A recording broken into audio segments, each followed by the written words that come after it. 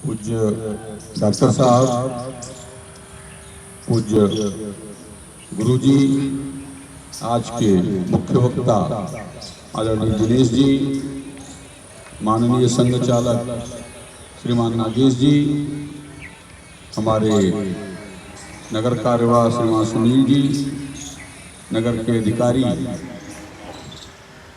अमरनाथ जी, राजेश जी, कृष्णानंद जी, रमेश जी, हमारे शाखा के कार्यवाह जी, मुख्य शिक्षक जी, सहमुख्य शिक्षक जी, यहाँ उपस्थित सभी हमारे संपूर्ण व शक्तिशाली हिंदू समाज की रक्षा के लिए संकल्पित स्वयंसेवक बंधुओं, बहुत विस्तार से आदरणीय दिनेश जी ने हम सबको मार्गदर्शन दिया है और जैसे स्वामी विवेकानंद जी ने भारत को जगाने का काम किया था, उसी प्रकार से आज जागृति देने का काम श्रीमान दिनेश जी ने किया है। मित्रों, निश्चित रूप से आज गुरुदक्षिणा के दिन हम सबको संकल्पित होना पड़ेगा, क्योंकि जो स्थापना हमारे डॉक्टर साहब ने किया, इस मां भारती की अखंडता और एकता को बनाए रखने के लिए निश्चित रूप से मैं कह सकता हूं कि हमारे यहाँ हम जब शाखा में आना शुरू किए और जानकारियां प्राप्त होने लगी, तो धीरे धीरे ये समझ में आया कि हम तो कुछ नहीं कर रहे हैं।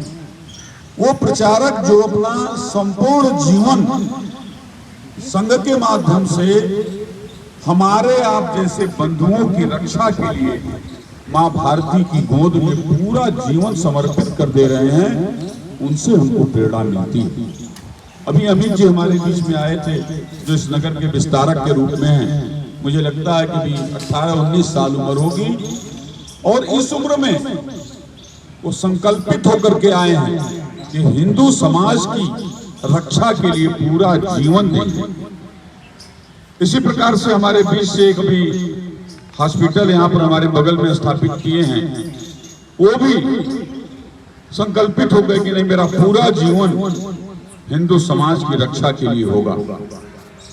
मित्रों, इसी प्रकार से अनेक प्रचारक, एक नहीं लाखों की संख्या में हमारे आपकी रक्षा के लिए वो प्रचारक अपना घर परिवार, माता पिता सबको छोड़ करके दिन रात इस भारत माता की एकता और अखंडता के लिए भ्रमण कर रहे हैं। कभी बिना भोजन के सो जाते हैं, कभी जंगल में रह जाते हैं और कभी सुदूर देश के कोने कोने में, जहां आपने बताया कि जहां एक वोट भी नहीं मिलना है, ऐसे स्थानों पर जाकर के अपने प्राणों की भी आहुति कर दे रहे हैं। हमें उनसे प्रेरणा मिलती है, हमें उनसे वो रास्ते मिलते हैं। हम आप यहाँ पर सुरक्षित शाखा में आते हैं और सुरक्षित चले जाते हैं, किसी प्रकार का भय नहीं है। लेकिन हमको आपको पता होगा, केरल में, मणिपुर में, गोवा में कहां कहां हमारे स्वयंसेवक बंधुओं को काट दिया गया, मार दिया गया।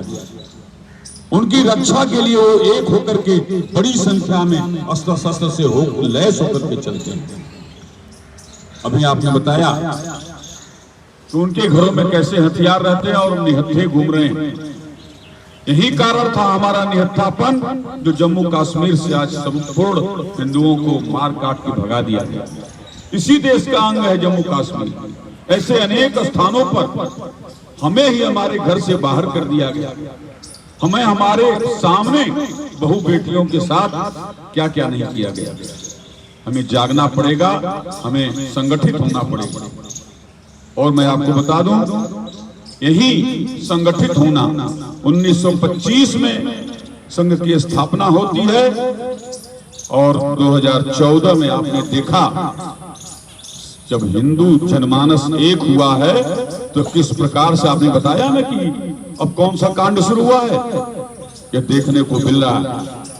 जो आता था ये राक्षस सांप की तरह बिलों में घुसे थे, जब बिल से बाहर निकाला जा रहा है तो किस प्रकार से आक्रोशित हो रहे हैं, किस प्रकार से काटने को दौड़ रहे हैं।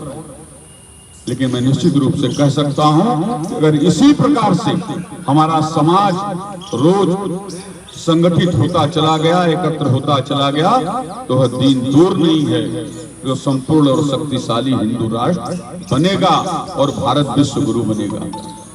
आज के दिन हम सब लोग श्रीमान दिनेश जी को सुनने के लिए आए थे।